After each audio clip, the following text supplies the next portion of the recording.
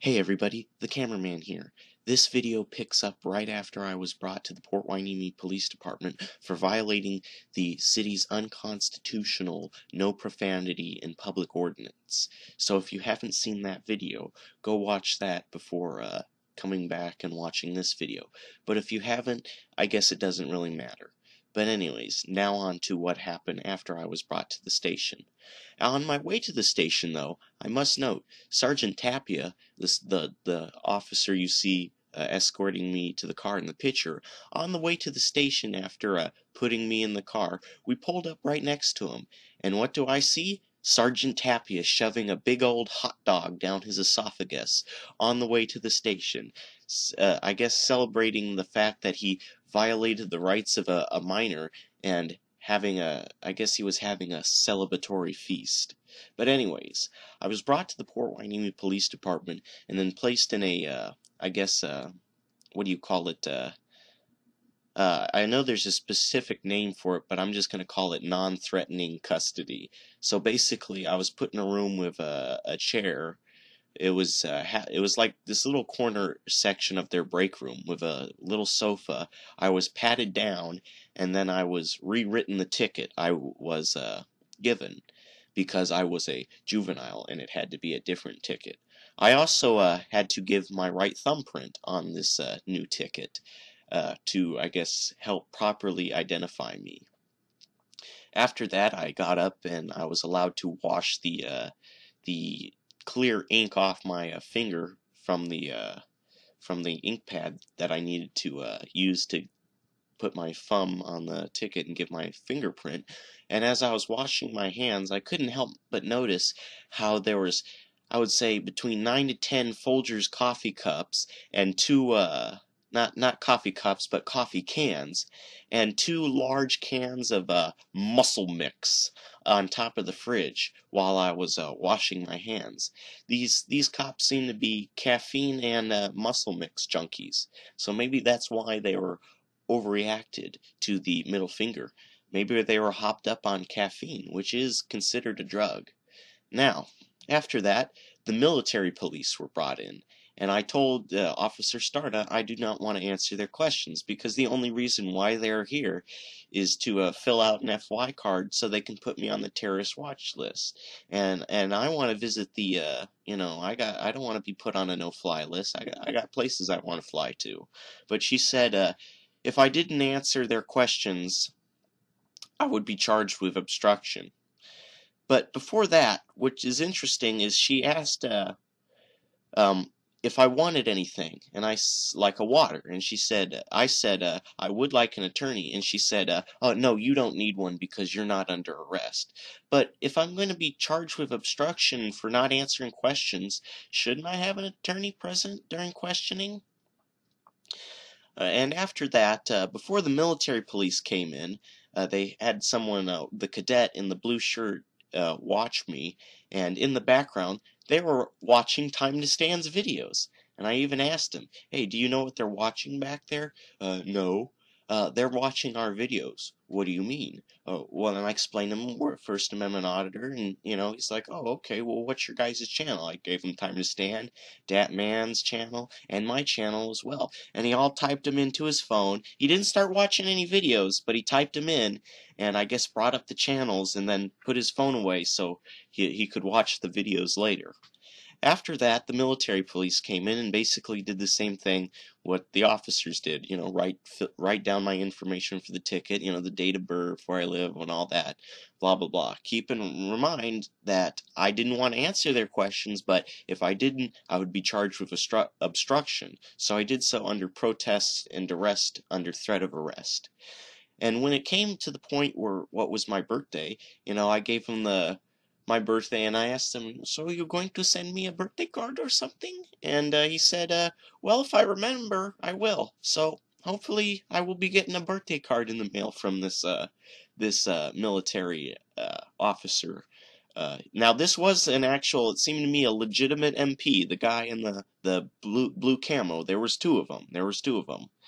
but not the guards at the gate, because from my understanding, the guards that work at the gate are a private security company and not actual MPs. I mean, they're hired by the military, but they're not fully fledged military police. They're still security guards. They're just rented, and they're not, they don't, from my understanding, correct me if I'm wrong, they don't have to go through that rigorous military, MP police training. These guys are, from my understanding, mostly guard the gates outside of the base, and the MPs handle the real work of policing inside the base. After they got my information, they left, and that was the end of the military police. But then Sergeant Tapia came in and said, okay, my name, we're gonna release you. We spoke to your parents and all that. We can release you, but Richard just has to show his ID, and then you can go. But wait a minute. If they know who Time to Stand is, I mean, they called him by his first name, then why was there a need to show ID? But that's what happened. I guess he showed his ID, and then I just continued to wait, and then I was brought out and released, as you'll see in the video.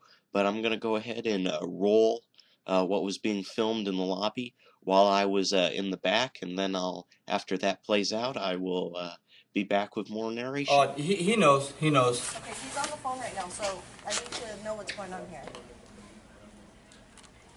Because they try to cite him for a city ordinance for flipping off a cop. Okay. Now the city ordinance does not supersede the Constitution. Go ahead and have a seat, and I'll have an officer speak to you, okay? I'm not gonna have a seat. Okay.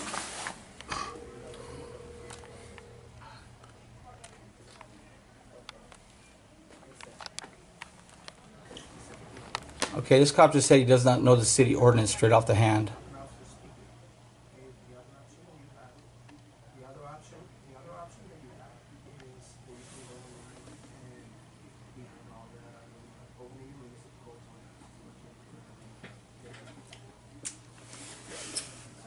Okay, folks, I just got off the phone with the mom. They're going to do some paperwork, and then they're going to release them in about 15 minutes to me. So then I got to take them straight home. So, wow, this is amazing, man. Anyways, peace out, everybody. Listen, I got 8 viewers. Now, what happened is we're here at the Port Hueneme Police Department. They called the mom. In about 15 minutes or so, they're going to release the cameraman to me and take him home and stuff, but it takes like 15 minutes. Now, the military police was brought in. The military police was brought in, so I know they're questioning him right now.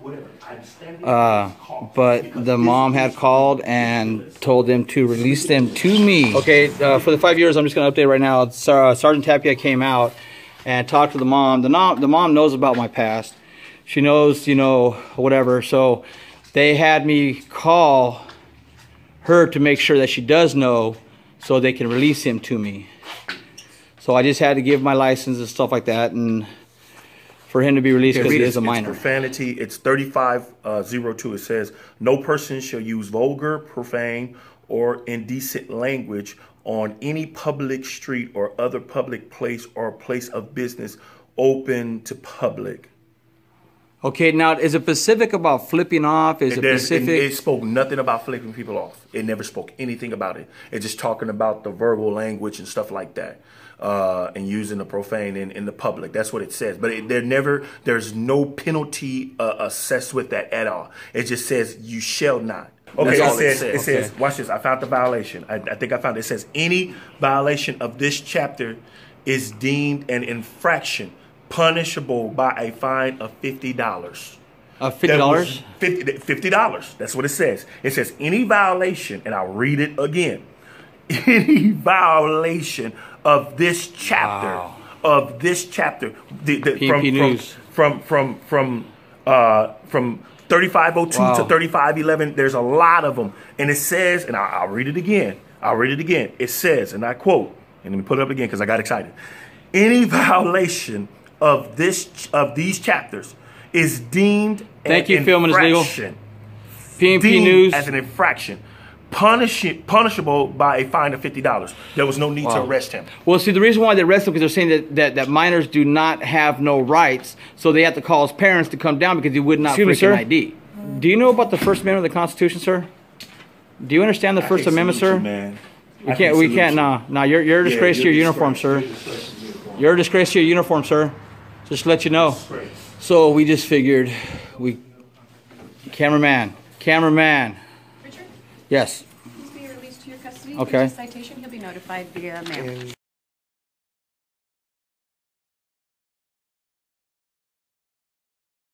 Now, like I said, what about his property, his camera and stuff? Is all my cameras? No.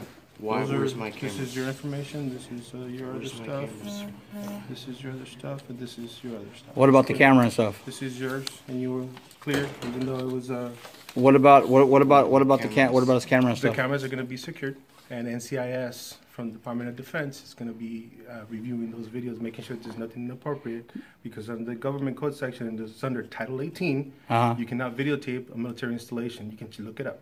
Okay, while you're on the installation, but if you're on public eye, necessarily while you're if you're in the public eye, that's why it's not given back to them. Okay, NCIS is going to have to. Do you guys have a investigate that. warrant for that? They can get one. Well, Right now, let's get a I already warrant. informed you, so I'm not going to sit here and argue. If you'd like to take it up, you can take it up with NCIS. Well, either way, all we're doing right now. Can I get the name and number of the NCIS, please? You can contact Well, let's the base just police, leave. sir. Either way, Okay, I all expect right. you to see you at the court date and see you at the court date at the very least.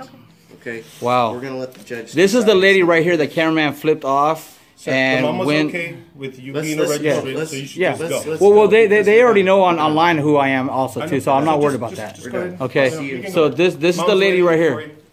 This is the tyrant right here. All right, guys, peace out. We got the cameraman. We'll see you in court. We'll see you there. The next day, I returned to the Port Hueneme Police Department to collect my cameras, since they did not have any inappropriate material on them, as Sergeant Tapia put it. So, after that, I went home, and then we played the waiting game. We waited some more, and then we waited some more. But, no, nothing came in the mail, no citation, nothing. So, we called up the court, and the court said all charges have been dropped against me, and that the district attorney was not going to pursue any further action because it was an unconstitutional ordinance. We also spoke to the city of Port Hueneme's attorney over the phone, and he said that they are not going to press any charges, and that the city ordinance is going to be removed because it is unconstitutional, and as of right now, that city ordinance should not be on the books. Even the city attorney himself said that he had no idea how that even got on there in the first place, because it was unconstitutional. I guess maybe, I don't know if he was attorney at the time of that ordinance being passed, but whoever was must have been sleeping during the meeting, because they sure as heck didn't pay attention to what was getting passed. Now, you may be wondering, cameraman, are you going to sue the police department for lots of money because of what they did to you? And the answer to that is no. And I have 3 reasons for that. Now, before you get all mad because I'm not gonna, sue them for lots and lots of money, just listen to what I have to say.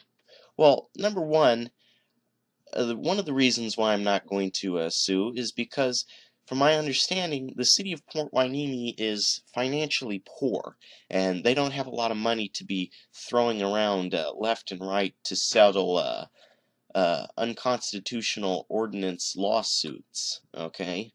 So a lawsuit like mine would financially devastate the city in a big way, if it was won, and that term depends on what payout I would receive. Number 2 is because I would not be taking the money out of the police department's pocket, if you will. I wouldn't be getting the money from any sort of lawsuit money from the police officers and that were involved in the police department itself. I would actually be taking the money from the taxpayers of Port Hueneme, and the taxpayers of Port Hueneme were not the ones who came to the naval base in their squad cars and illegally detained me for an unjust, unconstitutional ordinance. And I'm pretty sure they wouldn't want to pay for something that they didn't do.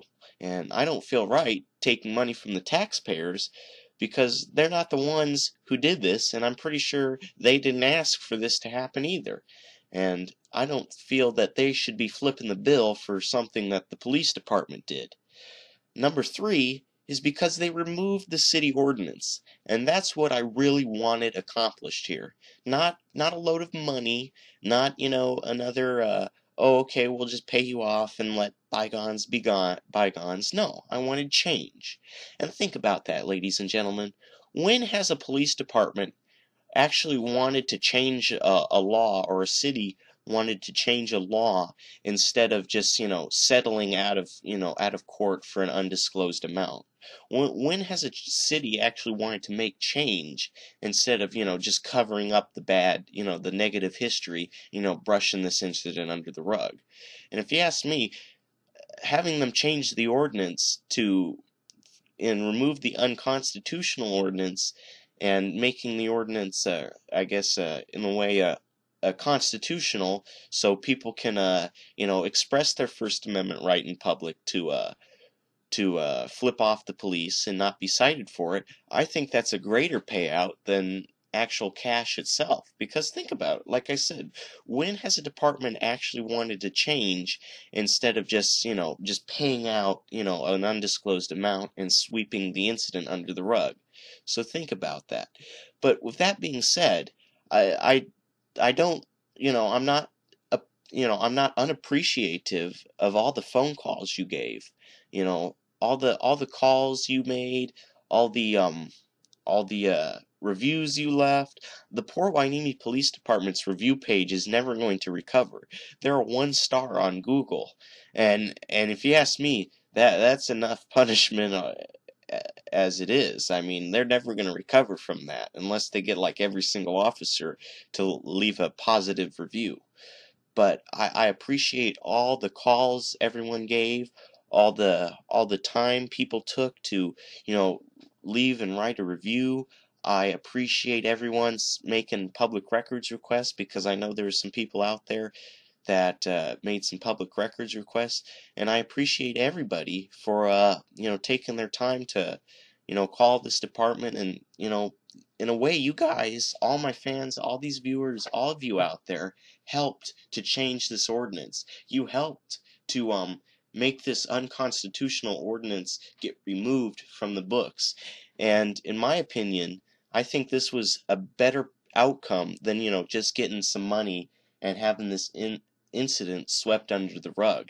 I think this was a greater outcome, because we changed the law. They pretty much learned their lesson, and this should not happen again. From my understanding, an incident like this is not going to happen again in the city of Port Hueneme. But again, thank you everybody for calling, taking the time to write a review, making a public records requests, all of the hard work. And I appreciate every single one of you out there that did. All of you out there. I couldn't ask for a more loyal and dedicated fan base out there. All of you. You did amazing. I mean, I just can't thank everyone out there enough. But if you disagree with the suit, I should have sued, that's your opinion, and I respect your right to have that opinion. But I feel I got a greater outcome by getting this ordinance removed and the law changed. But like I said, everyone, thank you for all your support out there. Thank you for all the reviews. Thank you for all the phone calls. Thank you for, helping to get this ordinance removed.